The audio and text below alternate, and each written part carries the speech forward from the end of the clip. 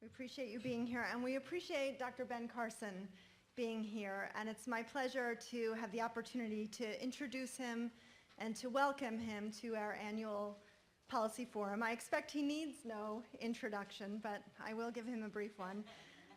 Dr. Ben Carson is the 17th Secretary of the U.S. Department of Housing and Urban Development.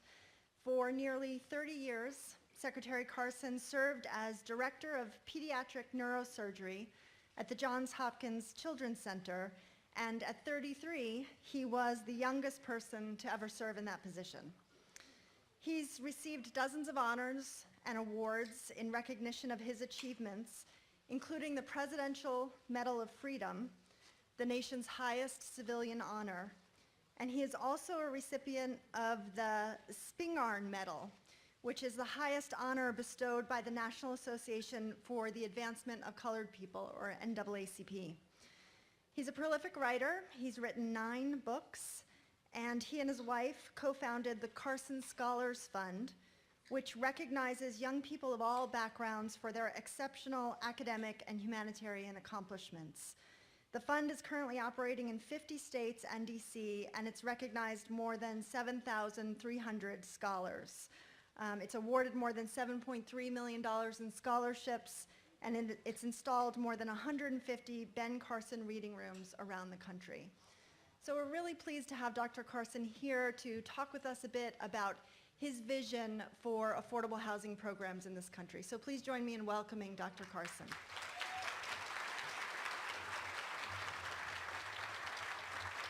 Thank you. Well, thank you very much. I'm absolutely delighted to be here with you.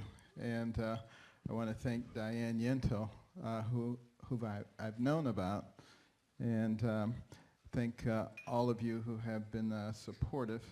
I know sometimes when you support a Republican, it could cost you. But, you know, the way I look at it, I got to be something, but I don't really worry too much about labels because it's so important, the mission that we have to deal with here. You know, as a physician, you know, I operated on 15,000 patients. And when I was campaigning, one of the real joys was seeing so many of my patients every place I went. And it's really all about helping people, and when you can see the long-term effects. Like I was in Kentucky, and a family came up to me, and there was a young man with him, and they said, "Do you recognize this young man?" And I said, "He looks familiar," because I say that about everybody.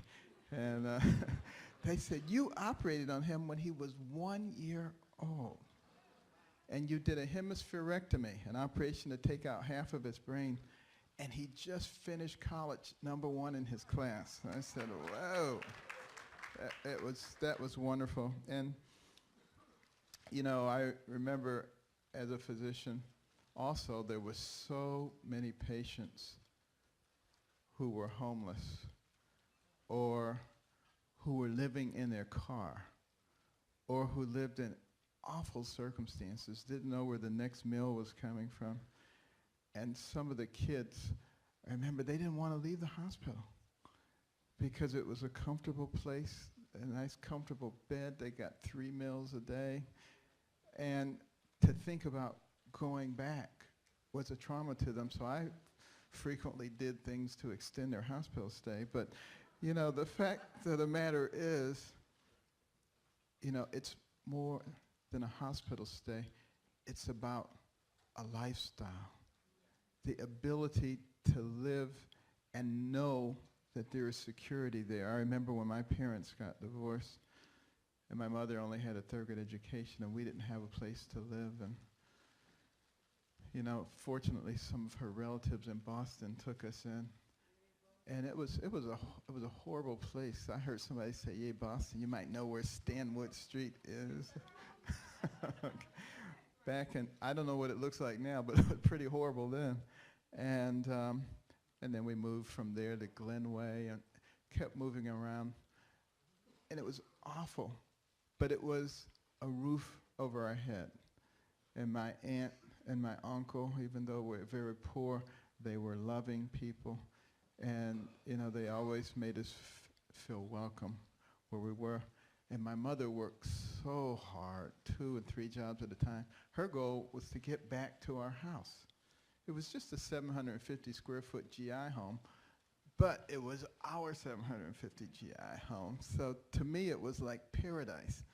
And I remember 6 years after we left it, finally being able to get back there. It was one of the happiest days of my life.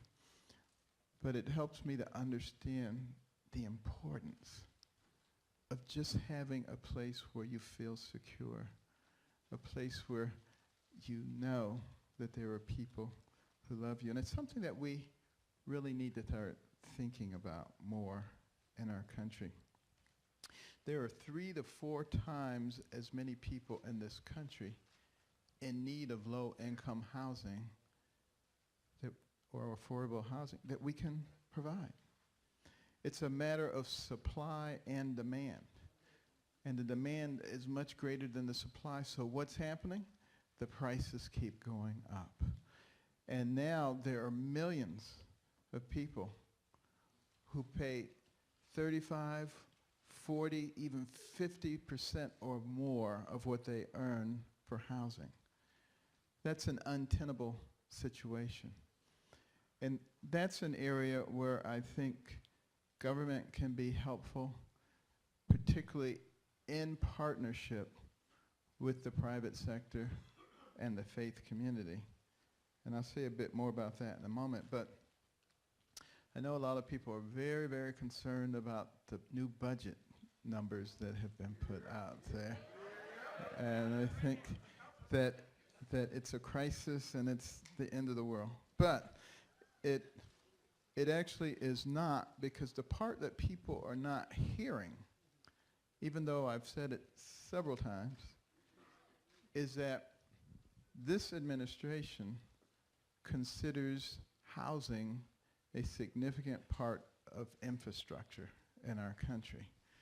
And as such, the infrastructure bill that's being worked on has a significant inclusion of housing in it. There is no one, Section 811, 202, anyway, nobody's going to be thrown out on the street. You know, that, what would that accomplish? You know, that doesn't make any sense, and certainly not going to happen while I'm around. But, you know, we do have a responsibility to each other. And we also have a responsibility to those who come after us, to our children, to our grandchildren. And right now, we have a national debt of $20 trillion. Now, you've heard that number, and you can say that number, but does anybody really comprehend what that means? That means $60,000 for every man, woman, and child.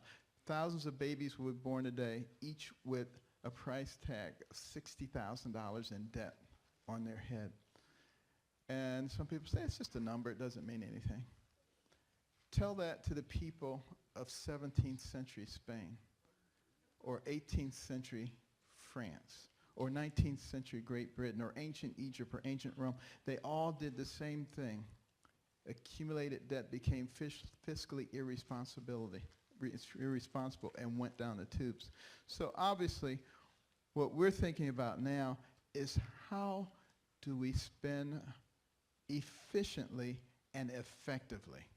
That's one of the reasons that I'm on this listening tour. I just got back on Friday from Texas, was in Detroit before that, will be in multiple other places, looking at the things that actually work, that are effective in getting people out of poverty and setting them on the trajectory for success, the things that actually work for the elderly and for the disabled people in our country, that encourage the public-private partnerships to occur. When we take the public sector, the private sector, and the faith-based community, along with nonprofits, and we align them in terms of their goals, believe me, I've seen some magnificent things happen.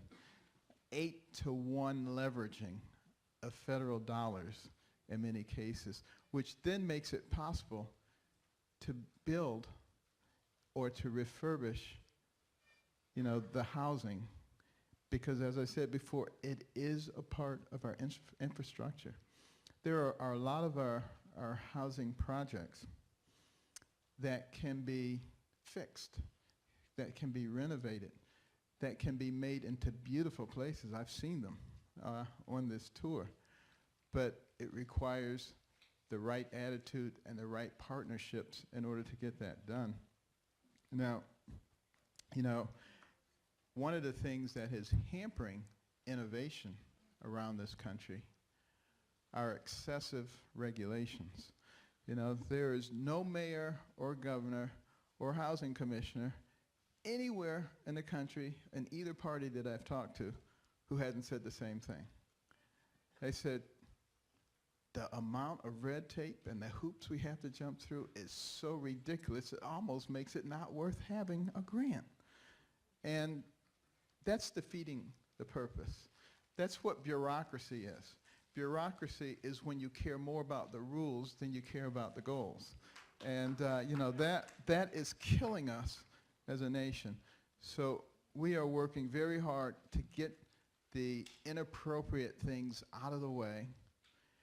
And the way I kind of look at it, if you have the right goals and the right metrics for measuring the goals, you don't have to have 12 people looking over everybody's shoulder and telling them what to do. That's not who we are as a nation. And we didn't reach the pinnacle that way. We reached the pinnacle because we had that entrepreneurial spirit and the innovative spirit. And the only way that works is if there is a goal that we have, that we establish together, and there are metrics that we establish together, and then we say, go out and do it. Just get it done. As long as you get it done, use the brain that God gave you and get it done and accomplish the goal of creating the housing and the environment that we need. And recognize that it's more about just putting a roof over people's heads. It's about developing the human capital. It's about developing our people. We only have 330 million people in this country. China has 4 times that many people. India has 4 times that many people. How are we going to compete with them in the future unless we begin to develop all of our people? We just can't continue to have a situation where 20% of people who enter high school don't finish. We can't have a situation where we have 5% of the world's population and 25% of the prison inmates. That doesn't make any sense. And these are all people created by God with enormous potential who can be part of the engine rather than part of the load. So anything that we do, it needs to be focused on how do we develop the people. It's about more than rehabbing a housing complex. It's about creating a community. It's about working across silos so that we can educate people, so that we have appropriate health care for people. You know, one of the things that I've been noticing in successful communities that have been reinvigorated is the emphasis on health care. It's a very, very important thing to think about. If you have a clinic in the neighborhood, then people tend to use that clinic rather than the emergency room for their private care, their primary care. Now, it costs 5 times as much to go to the emergency room as it does to go to the clinic. And also, in the emergency room, if you got a diabetic foot ulcer, you know, they patch you up and send you out. In the clinic, they patch you up and say, now let's get your diabetes under control so you're not back here in 3 weeks with another major problem. See, when we start thinking that way, we begin to really see some savings and efficiency, as well as much better health care. At one of the clinics where I was on Friday, I was talking to the healthcare providers there, about the children who come in with asthma. It's a real big problem. A lot of it is induced by mold. And I said, so what they try to do is when they see that, they go out and inspect the home. And then there's a private foundation which helps with the mold remediation in that home. That is the way you do it, because the cost long-term of chronic asthma runs in the tens of billions of dollars. And the same thing with lead remediation. We all know, some of the problems caused by lead, but do we think about the long-term costs? When a child is affected by lead early on, it doesn't go away. It's a permanent problem. It can affect their behavior. It can lead to a very difficult life for them. And the cost to society can be great. We know there's at least 310,000 children affected by lead in our country right now. Those are the ones that we know about. And there are others. These are enormous costs unless our policies recognize these things. Then we will continue to be shoveling, water out of the ocean with a teaspoon. It's just not going to help us, make us feel good. Look, we got a little bit of water. But we have to have policies that actually solve our problems. Now, one of the things that has been extraordinarily effective is the low-income housing tax credits. Because what those do is they encourage the public-private partnerships. That's what works, because they help to establish win-win situations. We shouldn't be looking for handouts, but what we should be looking for are things where everybody involved in the situation benefits. And when we formulate those kinds of things in the right way, I think we're going to see a proliferation of those. We're already starting to see them in some of the cities. We're going to be working again on policies that help to elevate those kinds of partnerships, and also the partnerships with the faith community. I have been incredibly impressed by how many people have good hearts in our country. I was at a Hopwa facility, housing opportunities for people with AIDS, and they were saying, when we first came here, nobody wanted us, and they had signs, and they were protesting, we don't want these people in our neighborhood. And he says now, every night, people come and bring dinner, for all the inhabitants, and they get furniture. I mean, the place looks like a 5-star hotel. It is really nice, but it's because people like you and me have reached out with compassion to their neighbors. Isn't that who we are? Think about it. In the early days of this nation, when it was harvest time, if a farmer was out picking apples, had climbed a tree and fell out of the tree and broke his leg, what did everybody do? They picked his crops for him. They took care of his family. That's who we are as Americans. When there's a disaster in the world, who's always first in line with money and aid? We are. We are. Because of the godly principles of loving your fellow man. And that's something that we need to cultivate. We need to stop listening to all the people who try to make us believe that we hate each other and that we're enemies, when we could expend that energy actually solving our problems. And I think that's where we need to go as a nation. And that's going to be up to we, the people. See, I've given up on they, the politicians. It's we, the people, who have to do it.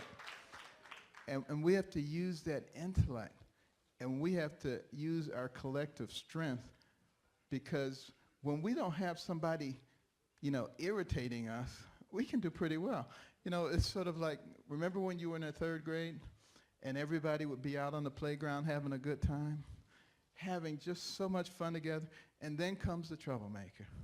And he says, "Did you hear what he said about your mama?" And all of a sudden you got turmoil going. We don't need that. We have so many important things that we have to get done now.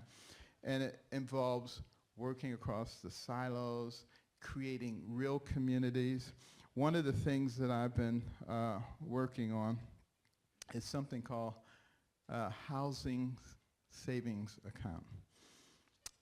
When the monthly allocation is made, the supplement, a small portion of it goes into an account for each unit. And it is that money that is used to take care of that unit. If there are always holes poked in the screen and the screens have to be replaced, it's coming out of that housing savings account. If the door is always scratched up and has to be painted, it's coming out of that. Guess what happens? People start taking care of their stuff because it's their stuff. And if there's nothing to take care of, it just keeps accumulating. And if you leave in 5 to 10 years, you get the money. And it can be a very substantial amount of money for a down payment on your own house. See, we need to start thinking this way, because we want to encourage people, and we want to provide a ladder of opportunity for people to move upward and outward. For me, success at HUD is not how many people we can have in public housing, it's how many people we can get out of it, and how many people we can have become a strong and vibrant part of our society. We can do that. We have the ability to do that. We have things like Section 3, which has been around for a long time, but virtually no one pays attention to Section 3, which says that, you need to employ the people, the low-income people, in the projects, in the housing, in the infrastructure, and anything that's going on in that community. No one does it. And the reason they don't do it is because they say, well, no one has the skills, so we have to go to the outside to do that. And there is some validity in that argument, but I don't consider that reasonable, because we're smart. There's a reason that we have these brains with these big frontal lobes that allow us to plan and strategize. Any project that's being done has to have a planning stage. And there's a lot of groundwork that has to be done before you actually build something. So why wouldn't it be possible, if you know that this is going to be done in this place, to go in there a year ahead of time and start training the people there to be able to do the project? And then when it comes up, they've got jobs, and when they have jobs and skills, that skill doesn't go away when that project ends. They now have a lifetime skill which allows them to move on and do anything they want. Isn't that what America is about? Those dreams and those opportunities. And what we have to understand is that everybody is either going to become part of the engine or part of the load. Now, we, as a nation, can go a lot further and a lot faster if a lot more people are part of the engine. So we need to be thinking about ways that we can do that. And if we just are willing to live by godly principles of loving your fellow man, caring about your neighbor, developing your God-given talents to the utmost so that you become valuable to the people around you, having values and principles that govern our lives, not allowing ourselves to get in a tither and fighting all the time. I want to leave you with this thought. The Brookings Institute did a study on poverty, big study. They concluded that there were 3 things that a person could do that would reduce the likelihood of them living in poverty to 2% or less. Now that ought to perk all of our ears up. Just 3 things. Number 1, finish high school. Number 2, get married. Number 3, wait until you're married to have children. Those 3 things, you do those 3 things, you have a 2% or less chance of living in poverty. You think it might be a smart thing if we start teaching that to our children ahead of time? And just let's talk about those very values and principles that help to get us where we are, and stop being afraid of everything.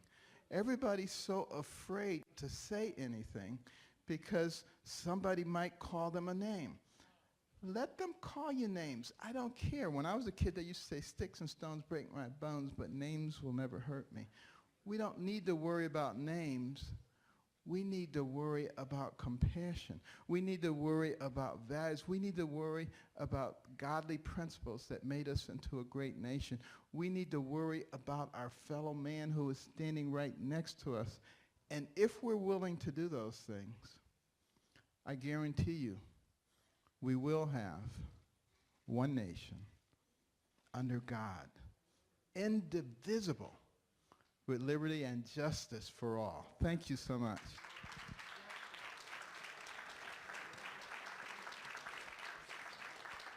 Now we have an opportunity for some questions.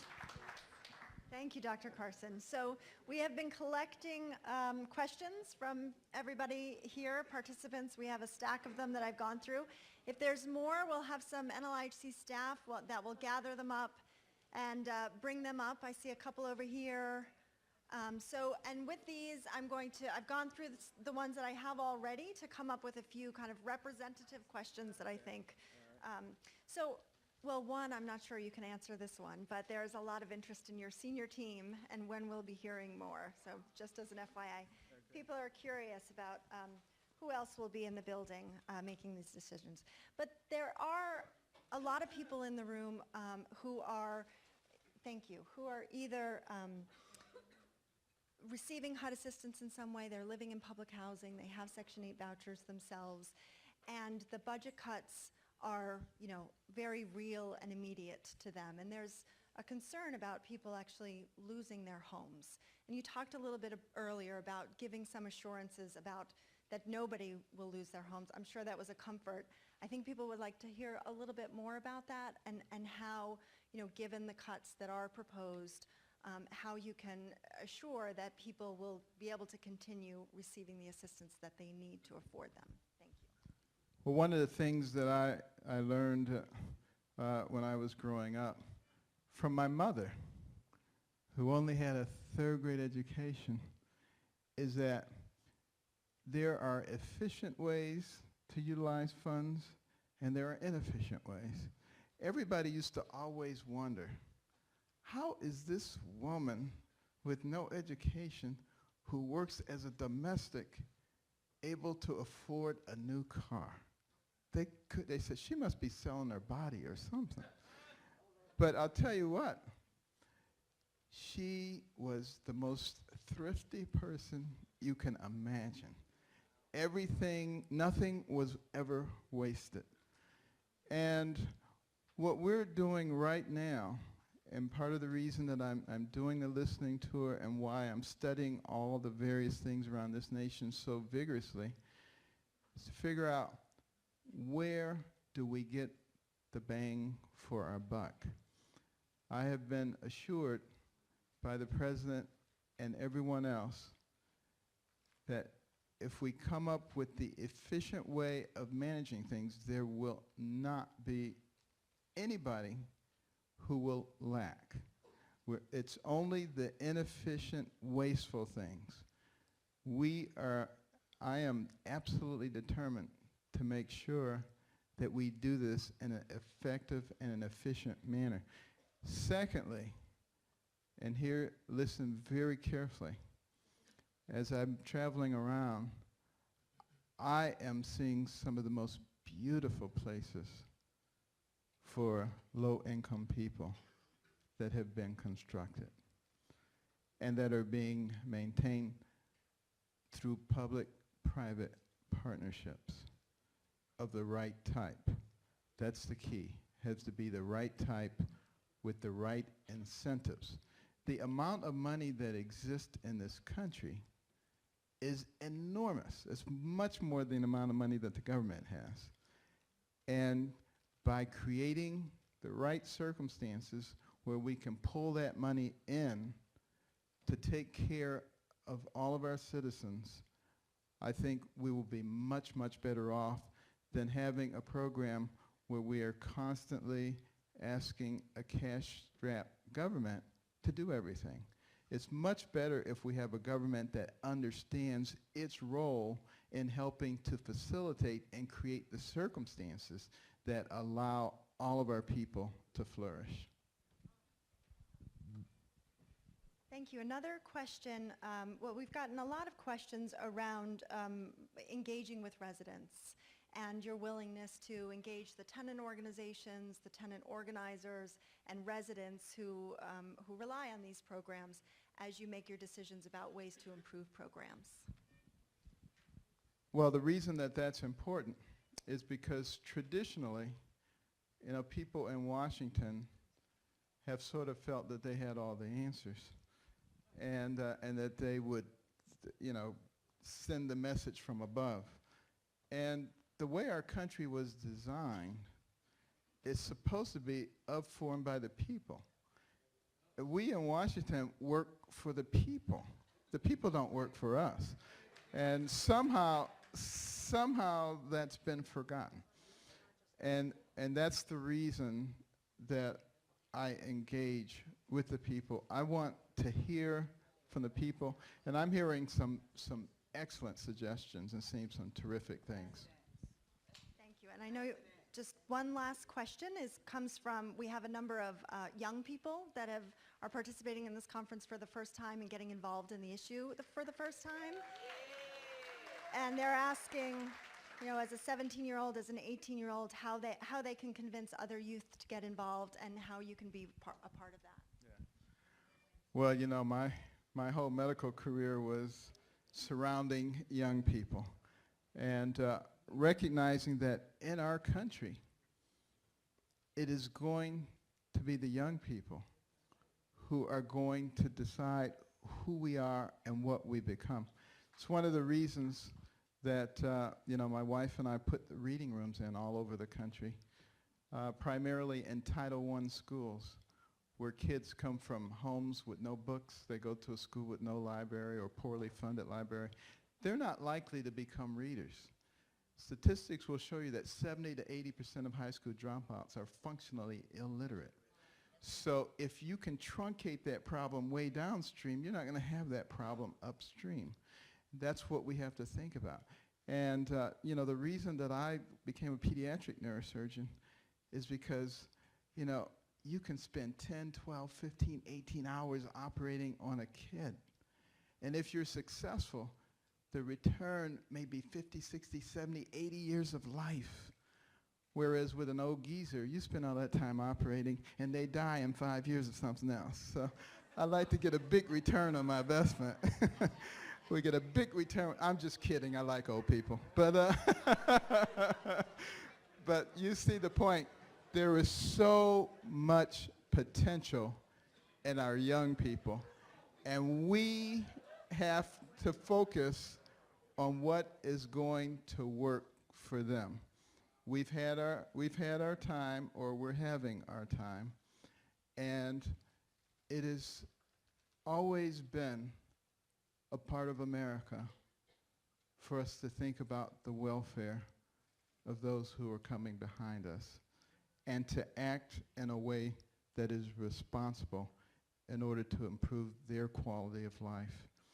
But housing, and I could talk for a long time about this, is such an integral part of the well-being, mentally and physically, of that young people. I was talking to one of our scholars in Baltimore, and she was talking about how hard she studies and works, and she would always come home and sit down in the living room in order to complete her homework until a bullet came through the window. So now she studies in the back of the house. But can you imagine how disruptive, how anxiety-producing it is to a young person walking home from school, trying to study in their living room and having things like that going on? And that's why when I talk about developing communities, I'm not just talking about putting a roof over people's heads. I'm talking about having clinics. I'm talking about having vision centers, places where kids can learn about different careers, because they don't even know anything about the multitudinous possibilities that exist for them out there. I'm talking about places where people can get some vocational training and learn how to do things. When I was in high school, I learned how to make electric motors. I could use the lathe. I could use all of the equipment. They don't teach that stuff in high school anymore. Kids don't know that stuff anymore. You know, we need centers so they can learn that. They can learn what the various jobs are. They can learn what the responsibilities are. They can get training for doing that. We need transportation so that people can get to different places. We need to bring in affordable food markets. We need to work with the policing community because we need to also be thinking about those individuals who are incarcerated. And why are they incarcerated? Here's what I want you to think about. When a baby is born, aren't they cute? I mean, look at how cute. They're so nice. Goo goo gaga. And then 20 years later, you ask yourself, what happened to that cute baby? Well, see, it is our responsibility to make sure that the right things happen to that cute baby so that they go along the right pathway. But many of them who do go into prison, they go in with little education and little skills. They come out with little education and little skills. So what are they going to do? Go back to doing whatever they were doing before. That's why we have these high recidivism rates. So we need to ask ourselves, are they part of the human capital also? Yes. The answer is yes. Should we be trying to develop them also? Yes. And providing an opportunity to change the trajectory of their lives so they can become part of the engine and not part of the love? Of course we should. And when we start thinking about that in all the different ways and stop allowing ourselves to be manipulated and divided, divide and conquer. Forget about it. It was Jesus who said, a house divided against itself cannot stand. Don't listen. Let's think how we can work together to get this done. Thank you so much. Thank you, Dr. Carson.